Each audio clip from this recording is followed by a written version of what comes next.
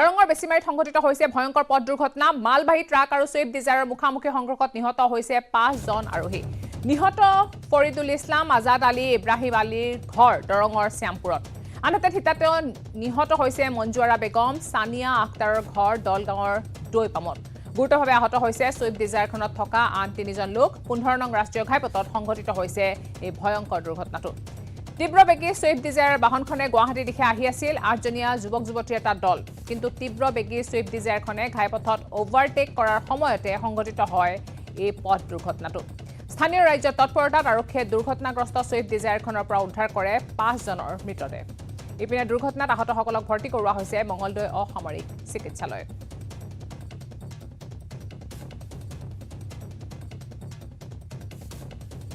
এই দৃশ্য প্ৰত্যক্ষ কৰিছে ভয়ংকৰ পথ দুৰ্ঘটনা সংঘটিত হৈছে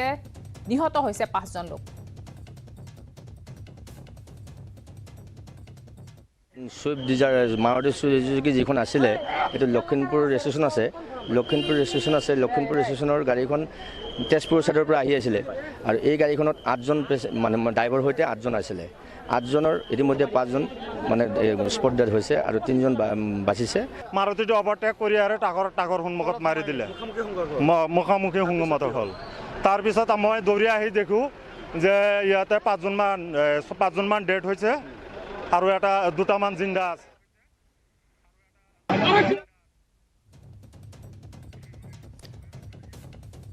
ভয়ংকৰ পথ দুৰ্ঘটনা সংঘটিত হৈছে মঙ্গলদৈত সংঘটিত হৈছে পথ দুৰ্ঘটনা অভাৰটেক কৰাৰ সময়তে সংঘটিত হৈছে দুৰ্ঘটনাটো স্থানীয় ৰাজ্য তৎপৰতাত আৰক্ষীয়ে দুৰ্ঘটনাগ্ৰস্ত সুইফ্ট ডিজায়াৰখনৰ পৰা উদ্ধাৰ কৰে 5 জন লোকৰ মৃতদেহ এই ঘটনা সন্দৰ্ভত কথা পাতিম আমাৰ মঙ্গলদৈৰ সাংবাদিক নৱজ্যোতি মহন্তৰ সৈতে নৱজ্যোতি আপোনাৰ ওচৰলৈ আহিছো ভয়ংকৰ পথ দুৰ্ঘটনা ক'ব লাগিব 5 জন লোক তাতে নিহত হৈছে ঘটনা সন্দৰ্ভত সবিশেষ জানিব বিচাৰিম নিশ্চয়কৈ প্ৰিয়ংকা আচলতে অতি দুখজনক খবৰ যে 5 জনকৈ লোক মৃত্যু হৈছে আৰু দুৰ্ঘটনা সংঘটিত হৈছিলে দৰং জিলাৰ বেছিমাৰীত আৰু 15 নম্বৰ ৰাষ্ট্ৰীয় ঘাইপথত হোৱা পথ দুৰ্ঘটনাত 5 জন লোক নিহত হোৱাৰ লগতে 3জনকৈ লোক ইতিমধ্যে আঘাতপ্ৰাপ্ত হৈছে আৰু সেই গুৰুতৰভাৱে আঘাতপ্ৰাপ্ত লোককেইজনে ইতিমধ্যে মঙ্গলদৈ সামৰিক চিকিৎসালয়ত ভৰ্তি কৰা হৈছিল যদিও উন্নত চিকিৎসাৰ কাৰণে গুৱাহাটীলৈকে ইতিমধ্যে প্ৰেৰণ কৰা হৈছে যেহেতু যি 5 জনকৈ লোক আছিলে মৃত্যু হোৱা লোককেইজন আছিলে যি ইউটিউব চেনেলৰ জানিব পৰা গৈছে তেওঁলোক ইউটিউব চেনেলৰ কাৰণে কিছু ভিডিঅ' বনাবলৈ গৈছিলে তাৰ পৰা উভতি আহি থকাৰ সময়তে পথ দুৰ্ঘটনা সংঘটিত হৈছিলে আৰু যি পথছোৱা আছিলে পথছোৱাত অভাৰটেক কৰাৰ সময়তে এই ঘটনা সংঘটিত হৈছিলে আৰু 15 নম্বৰ ৰাষ্ট্ৰীয় ঘাইপথ যি স্থানত দুৰ্ঘটনা সংঘটিত হৈছে এই স্থানত কিন্তু পূৰ্ব বহুকেইটা দুৰ্ঘটনা সংঘটিত হৈছিল কাৰণ যি পথছোৱা আছিল যথেষ্ট ঠেক যেহেতু এটা ৰাষ্ট্ৰীয় ঘাইপথ এই ৰাষ্ট্ৰীয় ঘাইপথ ঠেক হোৱাৰ কাৰণে এই ধৰণৰ ঘটনা প্ৰায় সংঘটিত হৈ আহিছে আৰু আজি যি ঘটনা সংঘটিত হ'ল এই ঘটনাই কিন্তু দৰং জিলাত শোকৰ ছাপ পৰিছে যি মৃত্যু হোৱা লোককেইজনৰ নিকটৱৰ্তী লোক আমাৰ লগত আছে তেওঁলোকৰ কথা যত্ন কৰিম আচলতে তেওঁলোক কিয় গৈছিলে ক'ত গৈছিলে আৰু তেওঁলোকৰ সবিশেষ তথ্য আমি জানিব বিচাৰিম আপোনালোকৰ ঘৰৰ ওচৰৰে বুলি জানিব পাৰিছোঁ সবিশেষ জানিব বিচাৰিছোঁ কথাখিনি মানে আমাৰ ঘৰৰ ওচৰৰে আজি আমাৰ বৰ দুখৰ বিষয় যে আজি আমাৰ দুটা গাঁও গোটেই আমাৰ এৰিয়াটোকে আজি এটা সুখৰ চাহ বৈ গৈছে যে আজি একেলগে 5জন ল'ৰা ছোৱালী ঢুকাইছে লগতে 3জন অতি সংকটজনক অৱস্থাত গুৱাহাটীলৈ লৈ গৈছে গতিকে এই যি অৱস্থা এই অৱস্থাৰ কাৰণে আমি বিশেষকৈ আমাৰ প্ৰশাসন তথা বিভাগকে আমি অলপ গাফিলতি আছে কাৰণ ৰাস্তাবিলাকৰ ওপৰত অলপ নজৰ প্ৰশাসন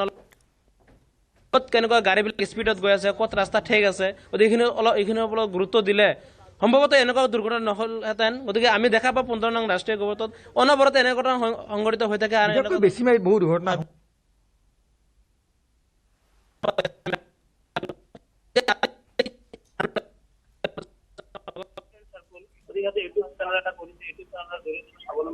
সপোন দেখিছিল আজি সেই সপোনো বাস্তৱত নহ'ল গতিকে আমাৰ এই যে আজি সুখৰ চাহ বৈ গৈছে আমাৰ এখন গোটেই দৰং জিলাবাসী তেওঁলোক ক'ৰ পৰা ক'ত গৈছিল সিহঁতে চামপুৰৰ পৰা সিহঁতে ৰৌতালৈ গৈছিল ৰৌতা শ্বুটিং এটা কৰি আহি আকৌ বেছিমাৰী ব্লকৰ সন্মুখত আহি এনেকুৱা গুৰুত্বপূৰ্ণ এক্সিডেণ্ট হৈছে কিমান ধৰি ইউটিউব চেনেলত কাম কৰি আছে এতিয়া 6 মাহ ধৰি ইউটিউব চেনেলত কাম কৰি আছে জাষ্ট পপুলাৰ হৈ আছে বহুতে মানে আমি চাই আছো গতিকে আজি তেওঁলোক কোন যিহেতু ছোৱালীও আছে আচলতে ক'ত তেওঁলোকৰ ঘৰ ক'ত ল'ৰাকেইজনৰ ঘৰ আমাৰ দুটা আমাৰ নৱজ্যোতি মহন্ত ধন্যবাদ জনাইছো আমাক সবিশেষ জনালে ঘটনা সন্দৰ্ভত আৰু দেখিছে পথ দুৰ্ঘটনা সংঘটিত হৈছে থিতাতে নিহত হৈছে 5 জনকৈ লোক মংগলদৈত সংঘটিত হৈছে এই ভয়ংকৰ পথ দুৰ্ঘটনা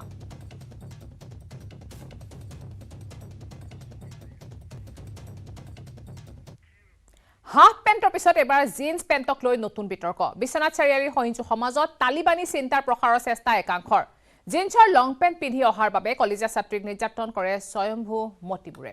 নিউজ 18ত এই বাতৰি প্ৰকাশ হোৱাৰ পিছতে আটক কৰা হয় 2 অভিযুক্তক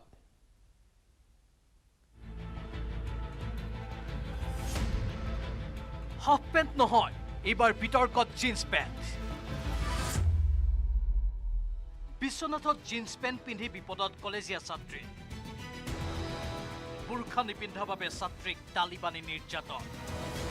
কেৱল ছাত্ৰীকেই নহয় তালিবানী চিন্তাৰে পুষ্ট অভিযুক্তৰ হাতত প্ৰহিত হ'ল পিতৃ তেখেতে ক'লে জিন্স পেণ্ট পিন্ধি ইয়াত নাহিবা মানে পেণ্ট পিন্ধা ছোৱালী তহঁতে ইয়াৰ পৰা যা তহঁতৰ মানে কেৰেক্টাৰলেছ মোৰ ঘৰৰ বোৱাৰী আছে নাতিন আছে সিহঁতে মাদ্ৰাছাত পঢ়ে সিহঁতে বুৰ্খা পিন্ধি থাকে তো সিহঁতৰ মানে মই বেয়া প্ৰভাৱ এটা দি আছোঁ জিন্স পেণ্ট পিন্ধি পেলাই তো সেইটো কাৰণে মানে মোক ইয়াৰ পৰা যাব লাগে বুৰ্খা পিন্ধি যাব লাগে মানে তাত মই জিন্স পেণ্ট নহয় বুৰ্খা পিন্ধি গ'লেহে তাত মই যাব পাৰিম সিহঁতৰ ঘৰত বিশ্বনাথ মহাবিদ্যালয়ৰ কম্পিউটাৰ বিজ্ঞান বিভাগত পঢ়ি থকা চাহিদা আফৰিন নামৰ ছাত্ৰীগৰাকীয়ে হেডফোন কিনিবলৈ নুৰুল আমিনৰ ঘৰৰ সংলগ্ন দোকানলৈ যাওঁতে বলি হ'ল নিৰ্যাতনৰ জিন্স পিন্ধি যোৱা ছাত্ৰীগৰাকীক দেখা মাত্ৰকে লেই চেই কৰিলে নুৰুলে বুৰ্খা নিপিন্ধা বাবে বেশ্যা আখ্যা দি গতিয়াই বাহিৰ কৰি দিলে ছাত্ৰীগৰাকীক বেশ্যা বুলি কৈছে বেশ্যা বুলি কয় ঘৰৰ পৰা মানে ধাক্কা মাৰি দি পেলাই তেওঁ মোক ঘৰৰ পৰা ওলাই দিলে তো সেইখিনি তেতিয়া ঘৰৰ বোৱাৰীখিনিও চাই আছিল সিহঁতেও ছোৱালী হয় আৰু তেওঁৰ ৱাইফো চাই আছিল কিন্তু এটা কথা এটা মাত নিদিলে লাজে অপমানে ঘৰ আহি পোৱা চাহিদাই পিতৃ মাতৃক বিৱৰি ক'লে নুৰুল আমিনৰ কাণ্ড এই কথা সুধিবলৈ যাওঁতে পুত্ৰ ৰাফিকুল ইছলামৰ সৈতে মিলি নুৰুলে প্ৰহাৰ কৰিলে ভুক্তভোগীৰ পিতৃ সুধিলে কথাখিনি যে এনেকৈ আপোনালোকে মোৰ ছোৱালীক কিয় ইমান বেয়াকৈ হ'ব আৰু আপোনালোকে টাচ কিয় কৰিব মানে ধাক্কা কিয় মাৰিব তাইক তেতিয়া কওঁতে তেতিয়া সিহঁতে দেউতাক আকৌ ওলটাই মাৰিলে কোনে মাৰিলে দেউতাক তেওঁৰ নুৰুল আমিনৰ ল'ৰাহঁতে মাৰিলে মানে তেওঁৰ ৰফিকুল ইছলাম আৰু শ্বহীদুল ইছলাম ইতিমধ্যে বিশ্বনাথ চাৰিআলি থানাত পৰিয়ালটোৱে দাখিল কৰিছে এজাহাৰ সেই এজাহাৰৰ আধাৰত IPCৰ 341, 294, 323 আৰু 34 নম্বৰ ধাৰাৰ অধীনত গোচৰ ৰুজু কৰি আটক কৰিছে ৰাফিকুল ইছলামৰ লগতে নুৰুল আমিনক বিপৰীতে তালিবানী চিন্তাৰে পুষ্ট নুৰুল আমিন বাহিনীৰ আতংকত দিন পাৰ কৰিছে চাহিদা আফৰিনৰ লগতে পৰিয়ালটোৱে নগাঁৱৰ পৰা আহি বিশ্বনাথৰ ভাড়াঘৰত থাকি ব্যৱসায় কৰা নুৰুল আমিনৰ কাণ্ডই বিশ্বনাথৰ ইছলাম ধৰ্মী সমাজত তীব্ৰ প্ৰতিক্ৰিয়াৰ সৃষ্টি কৰিছে বিশ্বনাথৰ সহিষ্ণু সমাজত তালিবানী চিন্তাৰ প্ৰৱেশত হতচকিত হৈ পৰা লোকসকলে কঠোৰ শাস্তি বিহাৰ দাবী তুলিছে নুৰুল আমিন বাহিনীক বিশ্বনাথৰ পৰা তুষাৰ হাজৰিকাৰ report news 18 Assam north east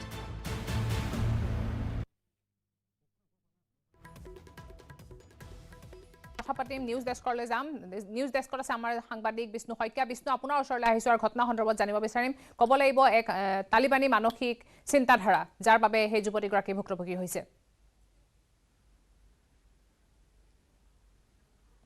নিশ্চয় শেহতীয়াকৈ যি হাফ পেণ্টৰ বিতৰ্কৰ সৃষ্টি হৈছিল তাৰপিছত এবাৰ লং পেণ্টক লৈ বিতৰ্কৰ সৃষ্টি হৈছে আৰু এইবাৰৰ স্থান হৈছে বিশ্বনাথ চাৰিআলি এগৰাকী মুছলিম সম্প্ৰদায়ৰ যুৱতীয়ে লং পেণ্ট পিন্ধাক লৈ নুৰুল আমিন নামৰ এজন লোকে যেনেধৰণৰ ব্যৱহাৰ কৰিলে বা যি তালিবানী চিন্তাৰ পৰিচয় দিলে তেওঁ যেনেধৰণে তেওঁ ছাত্ৰীগৰাকীক নিৰ্যাতন চলালে সেয়া আচলতে সঁচাকৈ অতি দুখৰ বিষয় আৰু ৰাজ্যত এনেধৰণৰ ঘটনা ক্ৰমাৎ বৃদ্ধি পাবলৈ ধৰিছে যিহেতু 21 শতিকাৰ যুগত কোনে কি পিন্ধিব বা কাৰ কি চিন্তাধাৰা সেয়া সকলোৰে নিজৰ অধিকাৰ আছে কিন্তু তাৰ বিপৰীতে দেখা গ'ল যে ছাত্ৰীগৰাকীক লং পেণ্ট পিন্ধাৰ কাৰণে তেওঁ ৰাজহুৱাভাৱে অপমান কৰিলে আৰু ইয়াতে ক্ষান্ত নাথাকি বিশ্বনাথৰ নুৰুল আমিন নামৰ এগৰাকী ব্যৱসায়ীয়ে তেওঁ ছাত্ৰীগৰাকী চাহিদা আফৰিন খান নামৰ যিগৰাকী ছাত্ৰীক তেওঁ বেয়া ব্যৱহাৰ কৰিছিল বা তেওঁক নিৰ্যাতন চলাইছিল তেওঁৰ পিতৃকো পুত্ৰৰ সৈতে মিলি প্ৰহাৰ কৰিলে আৰু বৰ্তমান দুয়োগৰাকী আৰক্ষীৰ লকআপত আছে। কিন্তু আটাইতকৈ ডাঙৰ কথাটো হৈছে এনেধৰণৰ যি ঘটনা সংঘটিত হৈছে বিশ্বনাথ চাৰিআলিত এয়া সঁচাকৈ নিন্দনীয় আৰু যি ধৰ্মীয় গোড়ামী আচলতে ধৰ্মীয় গোড়ামী বুলি ক'ব লাগিব। এই শতিকাত আচলতে কোনে কি পিন্ধিব কাৰ কি চিন্তাধাৰা তাক বাধা দিয়াৰ কাৰো অধিকাৰ নাই। কিন্তু ছাত্ৰীগৰাকীক তেওঁলোকে যেনেধৰণে বাধা দিলে ৰাজহুৱাভাৱে তেওঁলোকে অপমান কৰিলে ছাত্ৰীগৰাকীৰ চৰিত্ৰক লৈ প্ৰশ্ন উত্থাপন কৰিলে আৰু ছাত্ৰীগৰাকীক এক প্ৰকাৰ শাৰীৰিকভাৱে প্ৰহাৰ কৰি তেওঁৰ দোকানৰ পৰা ওলাই যাবলৈ বাধ্য কৰোৱা হ'ল। তাৰ পিছৰ পৰ্যায়ত কিন্তু তেওঁ তাতে ক্ষান্ত নাথাকি তেওঁৰ যিগৰাকী লোকে নুৰুল আমিন নামৰ যিগৰাকী ব্যক্তিয়ে ছাত্ৰীগৰাকীক প্ৰহাৰ কৰিছিল তেওঁৰ পিতৃকো পৰৱৰ্তী সময়ত প্ৰহাৰ কৰিলে। আৰু বিশ্বনাথত সংঘটিত হোৱা এই ঘটনাই সমগ্ৰ ৰাজ্যতে প্ৰতিক্ৰিয়াৰ সৃষ্টি কৰিছে। আৰু এই ঘটনাৰ পিছতেই ছাত্ৰীগৰাকীৰ পৰিয়ালে এক এজাহাৰ দাখিল কৰিছিল আৰু সেই এজাহাৰ মৰ্মে বিশ্বনাথ চাৰিআলি আৰক্ষীয়ে নুৰুল আমিন আৰু তেওঁৰ পুত্ৰক ইতিমধ্যে আটক কৰিছে আৰু তেওঁলোকক সোধা পোছা অব্যাহত ৰাখিছে। কিন্তু আন এটা কথা ক'বলৈ যদি আমি যাওঁ যে বুৰ্খাৰ কথা কয় বা মুছলিম ধৰ্মাৱলম্বী লোকসকলৰ মাজত যি বুৰ্খাৰ প্ৰচলন আছে সেয়া কিন্তু ভাৰতত যথেষ্ট আমি দেখা পাইছোঁ যে ভাৰতত যথেষ্ট বুজাবুজি আছে বা তেওঁলোকে কেনেধৰণে কৰিব। বহুলোকে বুৰ্খা নিপিন্ধে বা বহুলোকে পৰিধান কৰিছে বা ধৰ্মীয় স্থানলৈ গ'লে তেওঁলোকে নিজস্ব যি ধৰ্মীয় সাজপাৰ সেয়া পৰিধান কৰি তেওঁলোকে ধৰ্মীয় স্থানলৈ যায়। কিন্তু বাহিৰৰ যিখিনি সময় তেওঁলোকে বাহিৰত যায় বা বজাৰলৈ যায় বা বিদ্যালয়লৈ যায় মহাবিদ্যালয়লৈ যায় তেতিয়া কিন্তু তেওঁলোকে আন এটা ড্ৰেছ বা মহাবিদ্যালয় বা বিদ্যালয়ৰ যি ড্ৰেছ কোড থাকে সেয়া পৰিধান কৰি যায়। তাতো কিন্তু কোনো আপত্তি কৰা নাই। কিন্তু আজি বিশ্বনাথ চাৰিআলিত যি ঘটনা সংঘটিত হ'ল সেয়া সঁচাকৈ লজ্জাজনক। কাৰণ ছাত্ৰীগৰাকীয়ে কি পিন্ধিব কি নিপিন্ধিব সেয়া তেওঁ নিৰ্ধাৰণ কৰিবলৈ গৈ এটা অপ্ৰীতিকৰ পৰিস্থিতিৰ সৃষ্টি হ'ল। এটা ধৰ্মীয় গোড়ামীৰ চিন্তাধাৰা তেওঁ উদ্ৰেক ঘটালে আৰু যি ঘটনাই হয়তো ভৱিষ্যতলৈ অসমত এনেধৰণৰ আৰু ঘটনা সংঘটিত হোৱাৰ সম্ভাৱনা প্ৰকাশ কৰিছে। গতিকে এই যি ব্যৱস্থা হ'ল বা যি এই ঘটনা হ'ল এই ঘটনা আচলতে যিসকল মুছলিম ধৰ্মাৱলম্বী সংগঠন আছে তেওঁলোকে মাত মতাটো অতি জৰুৰী। কাৰণ এনেধৰণৰ নিজ মানসিকতাই সেই লোকসকলৰ ক্ষেত্ৰত বা তেওঁলোকৰ ছাত্ৰ ছাত্ৰী তেওঁলোকৰ সতি সন্ততিৰ ক্ষেত্ৰতো কিন্তু ভৱিষ্যতে এনেধৰণৰ ঘটনা যে পুনৰাবৃত্তি নঘটিব তাক কিন্তু নুই কৰিব নোৱাৰি। হয়, নিশ্চয়কৈ ধন্যবাদ জনাইছোঁ বিষ্ণু। আমি এই ঘটনা ৰোধ কৰিব লাগে আৰু হয়তো দল সংগঠনে মাত মাতিব লাগে এনেকুৱা ধৰণৰ ঘটনা যাতে পুনৰাবৃত্তি নহয়। ধন্যবাদ জনাইছোঁ বিষ্ণু। এইবাৰ আমি কথা পাতিম আমাৰ লগত সংযুক্ত হৈছে তুষাৰ হাজৰিকাৰ লগত আছে ভুক্তভোগী ছাত্ৰীগৰাকী। আমি ভুক্তভোগী ছাত্ৰীগৰাকীৰ ওচৰলৈ আহিছোঁ। তুষাৰ হাজৰিকা আপুনি শুনিবলৈ পাইছে?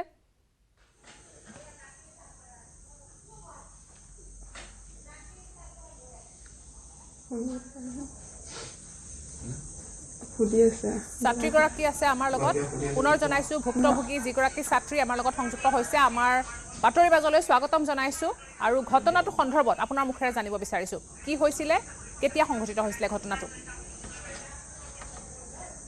হয়, ধন্যবাদ। মোৰ ঘটনাটো 25 তাৰিখে হৈছিলে, যোৱা 25 তাৰিখে। মই তেখেতৰ ঘৰত হেডফোন আনিবলৈ গৈছিলোঁ। তেতিয়া সন্ধিয়া সময় আছিলে আৰু মই জিন্স আৰু কুৰ্তা এটা লগাই গৈছিলোঁ। তেতিয়া তেওঁ মানে যাওঁতে তেওঁ ওলাই আহিলে কি লাগে বুলিকে। প্ৰথম মোক বকি আছে কোন হয় বুলিকে। মই চাগে তেওঁ মোক চিনি পোৱা নাই কোন হয় বুলি, কাৰণ তেওঁ মোক দেখিয়ে থাকে। তাৰপিছত মই একো মাত দিয়া নাই আৰু মানুহটো তেনেকুৱাই কথা কোৱা মানে ভালকে ইমান কথা চথা নকয়। তো মই সেইটো কাৰণে মাত দিয়া নাই। মই ইহঁতৰ ঘৰৰ বোৱাৰীজনীক ক'লো যে হেডফোনটো মানে হেডফোন আছে নেকি তেনেকৈ সুধিবলৈ গ'লো। তেতিয়া মানুহজন ওলাই আহিলে, মানে মই নোযোৱাৰ কাৰণে মই মাত নিদিলোঁ যে সুধি থাকোঁতে ওলাই আহি তেওঁ মোক ক'লে যে যা ইয়াৰ পৰা। মই ধৰিব পৰা নাই, তই ইয়াৰ পৰা যা, ইয়াত এইখিনি পিন্ধি নাহিবি, কি কৰিবলৈ আহিছ, ইয়াত হেডফোন ল'বলৈ নাহিবি, হেডফোন ল'ব যে দোকানৰ পৰা ল'বি। তো মই কৈছোঁ মই আগৰ পৰা লৈ গৈছোঁ, আপুনি মই এনেকৈ কিয় কথা পাতি আছে। মই প্ৰথম ধৰিবই পৰা নাই তেওঁ মোক কিয় যাবলৈ কৈ আছে। তেতিয়া মানুহটোক মই মানুহটোক সুধিলোঁ আপুনি মোক এনেকৈ কিয় কথা পাতি আছে ইমান বেয়াকৈ। তেতিয়া ক'লে যে নাই তই জিন্স পেণ্ট পিন্ধি ইয়াত আহিব নোৱাৰ, জিন্স পেণ্ট পিন্ধি ইয়াত নাহিবি, ইয়াৰ পৰা যা, মোৰ ঘৰৰ বোৱাৰী আছে বুৰ্খা পিন্ধে বা হিজাব লয়, ভাল কথা বেয়া কথা নহয়, পিন্ধে ঠিক আছে, কিন্তু সেইবুলি আপুনি মোক ইমান বেয়াকৈ ক'বনে জিন্স পেণ্ট পিন্ধাৰ কাৰণে। মইতো জিন্স আৰু ওপৰত কুৰ্তা এটা, এনেকুৱা নহয় মই কিবা এটা সৰু ক্ৰপ টপ বা কেনেকুৱা লগাই গৈছোঁ। জিন্স আৰু কুৰ্তা পিন্ধাৰ কাৰণে ইমান বেয়াকৈ কয়নে। তেওঁ মোক কথাটো ভালকৈও ক'ব পাৰিলে হয়, কিন্তু নহয়, তেওঁ মোক ধমকি দিয়ে আছে, এইখিনি কথা মোৰ নুশুনিয়ে আছে। তাৰপিছত মই কৈছোঁ মোৰ লগত আপুনি ইমান বেয়াকৈ ব্যৱহাৰ কিয় কৰি আছে, মই কি কুকুৰ নেকি মোৰ লগত যে এনেকুৱা খেদাই আছে। তেনেকুৱাতে কি ক'লি বুলিকে মোক বেশ্যা বুলি ৱৰ্ডটো ইউজ কৰি পেলাই মোক তাত গতিয়াই পেলাই মোক তাৰ পৰা উলিয়াই দিলে। আৰু সেইটো সময়ত তেওঁৰ ঘৰৰ বোৱাৰীখিনিও চাই আছিল, কিন্তু কোনো একো নক'লে। মানুহজনে যে এনেকুৱা ইমান বেয়াকে হেৰি কৰিলে কোনো ওলাই নাহিল যে কিয় কৰিছে তাইৰ লগত এনেকুৱা বা গাত কিয় হাত দিছে তেনেকুৱা একো নকলে তাৰ পৰা ওলাইলেতো মই ভয় খাই গলো যে অকলে আৰু সেইটো সময়ত মই অকলে আছিলো মই আহি পেলাই ঘৰত কান্দি কান্দি মাক কলো কথাটো মা দেউতাকো কলো তাৰপিছত ক'ব লাগিব যে এক লজ্জাজনক ঘটনা সংঘটিত হৈছে ঘৃণনীয় ঘটনা সংঘটিত হৈছে এইটো আপোনাৰ লগত আৰু ইতিমধ্যে আপোনালোকৰ অভিযোগৰ পিছতে আটক কৰিছে যি দুজন অভিযুক্ত আছিলে তেওঁলোকক ইতিমধ্যে আটক কৰিছে আৰু এনে ধৰণৰ ঘটনা যাতে পুনৰাবৃত্তি নহয় বা কাৰো লগতে নহয় গতিকে তাৰ বাবে আপুনি চৰকাৰ প্ৰশাসন বা আৰক্ষী কিবা আহ্বান জনাব বিচাৰে নেকি হয় আমাৰ এনে এফআইআৰ দৰ্জ কৰা হৈছে তেওঁ ইমান বেয়া ভাষাৰে কোনো ছোৱালীক যি কাৰণতে হওক ব্যৱহাৰ নকৰে আৰু গাত হাত দিবলৈ আগত তেওঁ 10 বাৰ ভাবক কথাটো হয় ধন্যবাদ আপোনাৰ নামটো কওক আপোনাৰ নামটো আৰু আপুনি কি পঢ়ি আছে মোৰ নাম শাহিদা আফৰিন খান মই CA 4th সেমিষ্টাৰ হয় ধন্যবাদ জনাইছো এগৰাকী আছিলে ভুক্তভোগী সেই ছাত্ৰীগৰাকী যাৰ লগত ঘটনাটো সংঘটিত হৈছিলে লং পেণ্ট পিন্ধি যোৱাৰ বাবে তেওঁ ধৰ্মীয় গোৰামীৰ সন্মুখীন হৈছিল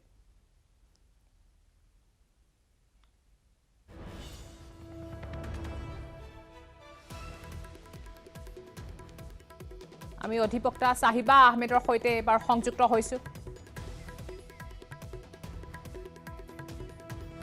আমি কথা পাতিম অধিবক্তাৰ সৈতে কিন্তু তাৰ আগতে পুনৰ জনাইছো হাফ পেণ্টৰ পিছত এবাৰ জিন্স পেণ্টক লৈ নতুন বিতৰ্কৰ সৃষ্টি হৈছে বিশ্বনাথ চাৰিআলিৰ হৈঞ্জু সমাজত তালিবানী চিন্তাৰ প্ৰসাৰৰ চেষ্টা একাংশ লোকৰ জিন্সৰ পেণ্ট পিন্ধাৰ বাবে কলেজীয়া ছাত্ৰীক নিৰ্যাতন চলাই এগৰাকী ব্যৱসায়ীয়ে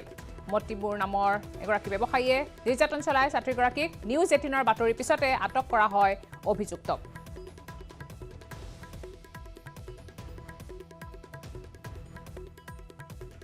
বিশ্বনাথ চাৰিআলিত সংঘটিত হৈছে ঘটনাটো জিন্স পেণ্ট পিন্ধাৰ বাবে এগৰাকী ছাত্ৰীক নিৰ্যাতন চলাইছে দুগৰাকী ব্যৱসায়ী নিৰ্যাতন চলাই লং পেণ্ট পিন্ধাৰ বাবে জিন্স পেণ্ট পিন্ধাৰ বাবে ধৰ্মীয় গোৰামীৰ সন্মুখীন হয় ছাত্ৰীগৰাকী এই ঘটনা সন্দৰ্ভত আমাক জনাব সাহিবা আহমেদ অধিবক্তা সাহিবা আহমেদ আপোনাৰ ওচৰলৈ আহিছো আৰু আপোনাৰ প্ৰতিক্ৰিয়া জানিব বিচাৰিম সাহিবা আহমেদ শুনিবলৈ পাইছে স্বাগতম জনাইছো আমাৰ বাতৰি মাজলৈ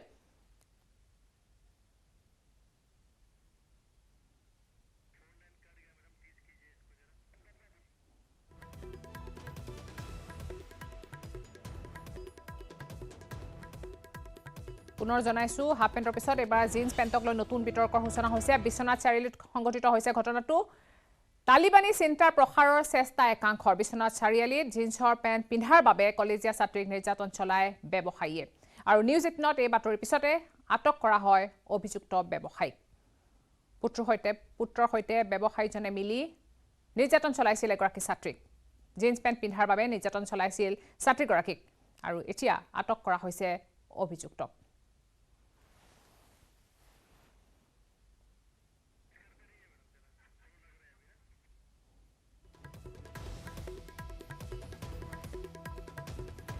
বোৰখা নিপিন্ধাৰ বাবে ছাত্ৰীগৰাকীক অশ্লীল মন্তব্য কৰা যায় নুৰুল আমিন ৰকিবুল ইছলাম নামৰ লোক দুজনে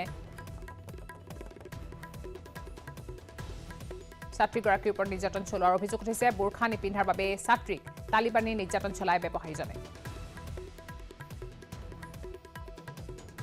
নুৰুল আমিন আৰু ৰকিবুল ইছলামক গ্ৰেফতাৰ কৰিছে আৰক্ষীয়ে জিন্স পেণ্ট পিন্ধাৰ বাবে নিৰ্যাতন কৰা হয় কলেজীয়া ছাত্ৰীগৰাকীক বিশ্বনাথ চাৰিআলিত সংঘটিত হৈছে এই ঘৃণনীয় ঘটনাটো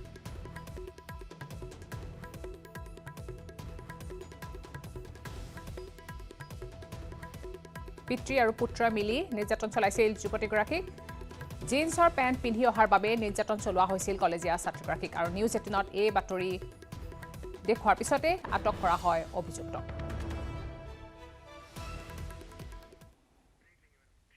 চিটি 18ত আছে আৰু খবৰ কিন্তু তাৰ আগতে লৈছে এটা সৰু বিৰতি ব্যৱহাৰ কৰোঁ আটাইতকৈ সবল আৰু সতেজ চিমেণ্ট সূৰ্যা চিমেণ্ট অটুট ঘৰ অটুট অসম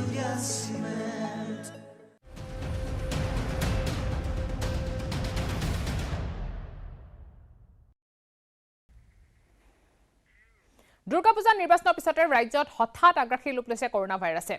পাঠদান আৰম্ভ কৰাৰ পিছতে পুনৰ বন্ধ কৰিব লগা হৈছে ইখনৰ পিছত সিখনকৈ বিদ্যালয় কিয়নো কৰোনাত আক্ৰান্ত হৈছে কেইবাখনো শিক্ষানুষ্ঠানৰ গুৰু শিষ্য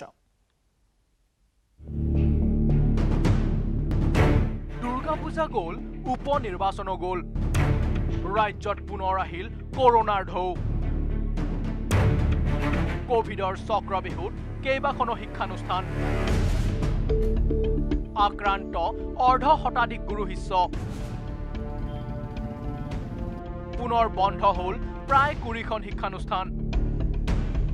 শাৰদীয় দুৰ্গোৎসৱৰ লগতে পাৰ হৈ গ'ল 5 সমষ্টিৰ উপ নিৰ্বাচন। লগে লগে ৰাজ্যত আৰম্ভ হৈছে কোভিডৰ সংক্ৰমণ।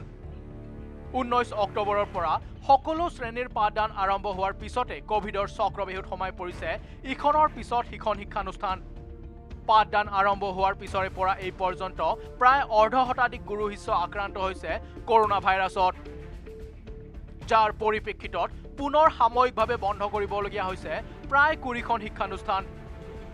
শেহতীয়াকৈ মঙলদৈৰ জ্ঞান বিকাশ একাডেমীত 22 গৰাকী শিক্ষাৰ্থীৰ দেহত ধৰা পৰিছে কোভিডৰ অৱস্থিতি। 22 গৰাকী শিক্ষাৰ্থী কৰোনাত আক্ৰান্ত হোৱাৰ পিছতে 7 দিনলৈ বন্ধ কৰি দিয়া হৈছে শিক্ষানুষ্ঠানখন। প্ৰায় 5 শতাধিক শিক্ষাৰ্থী থকা শিক্ষানুষ্ঠানখনত আক্ৰান্তৰ সংখ্যা বৃদ্ধি পোৱাৰ আশংকা কৰিছে বিদ্যালয় কৰ্তৃপক্ষই। অৱশ্যে শিক্ষানুষ্ঠানখন চেনিটাইজ কৰাৰ ব্যৱস্থা কৰিছে ৰাজ্যৰ স্বাস্থ্য বিভাগে। 157 ছাত্ৰ ছাত্ৰীক পৰীক্ষা কৰা হৈছিলে। তাৰ আগৰ দিনাখনে এগৰাকী ছাত্ৰ আমাৰ কোভিড পজিটিভ পোৱা গৈছিলে। তো লগে লগে আমি ইয়াক অৱগত কৰিছিলোঁ আৰু যোৱাকালি আমাৰ জিলা স্বাস্থ্য বিভাগৰ তৰফৰ পৰা এটা দল আহিছিলে আৰু 157 গৰাকী ছাত্ৰ ছাত্ৰীক কোভিড টেষ্ট কৰাইছিলে আৰু এই 157 জনৰ ভিতৰত 22 জনক পজিটিভ পোৱা গ'ল। আৰু মানে ক'ব লাগিলে এইটো এটা বৰ দুখ খবৰ আচলতে শিক্ষা জগতৰ কাৰণে, ছাত্ৰ ছাত্ৰীসকলৰ কাৰণে। ইভিনে কোভিডৰ সংক্ৰমণ বৃদ্ধিক লৈ পুনৰ উদ্বিগ্ন হৈ পৰিছে কেন্দ্ৰীয় চৰকাৰ। ইতিমধ্যে পশ্চিমবংগৰ লগতে অসমৰ মুখ্য সচিবলৈ পত্ৰ প্ৰেৰণ কৰিছে কেন্দ্ৰীয় স্বাস্থ্য মন্ত্ৰণালয়ে। বিশেষকৈ বৰপেটা আৰু কামৰূপ মহানগৰত সংক্ৰমণ বৃদ্ধি পোৱাক লৈ সতৰ্ক হ'বলৈ নিৰ্দেশ কেন্দ্ৰৰ। উল্লেখ্য যে বিগত 24 ঘণ্টাত ৰাজ্যত কোভিডত আক্ৰান্ত হৈছে 283 জন লোক। ইয়াৰে 108 জনেই হৈছে কামৰূপ মহানগৰৰ। শনিবাৰৰ দিনটোত কাল কৰোনাই প্ৰাণ লৈছে 4 জনৰ। ইতিমধ্যে গুৱাহাটীৰ 2খন বিদ্যালয় তথা কেইবাটাও কাৰ্যালয়ক মাইক্ৰ কণ্টেইনমেণ্ট জোন ঘোষণা কৰিছে জিলা প্ৰশাসনে। সমান্তৰালকৈ দেশৰ ৰাজধানী দিল্লীত 99% কোভিড ৰোগীৰ দেহত ধৰা পৰিছে মাৰাত্মক ডেল্টা ভেৰিয়েণ্ট। আনহাতে অসমত কৰোনা সংক্ৰমণ বৃদ্ধি পোৱাক লৈ শংকিত হৈ পৰিছে ৰাজ্যবাসী। বিশেষকৈ চিন্তিত হৈছে শিক্ষাৰ্থী, অভিভাৱক তথা শিক্ষাগুৰুসকল। কিয়নো দীৰ্ঘ বিৰতিৰ মূৰত কিছুদিন পূৰ্বে শিক্ষানুষ্ঠানৰ দুৱাৰ খুলিছিলে মাত্ৰ, কিন্তু কৰোনাই গা কৰি উঠাৰ বাবে পুনৰ সাময়িকভাৱে বন্ধ কৰিবলগীয়া হৈছে কেইবাখনো শিক্ষানুষ্ঠান। এনে পৰিপ্ৰেক্ষিতত চৰকাৰে আগন্তুক দিনত কি ব্যৱস্থা গ্ৰহণ কৰে তাক লৈ এতিয়া উদ্বিগ্ন হৈ পৰিছে ৰাজ্যৰ শিক্ষক তথা অভিভাৱক সমাজ। মঙলদৈৰ পৰা নৱজ্যোতিৰ মহন্তৰ সহযোগত news desk report, news 18 Assam north east. City এটা চাৰু খবৰ, কিন্তু তাৰ আগতে লৈছে এটা সৰু বিৰতি। মই ব্যৱহাৰ কৰোঁ আটাইতকৈ সবল আৰু সতেজ চিমেণ্ট, সূৰ্য চিমেণ্ট।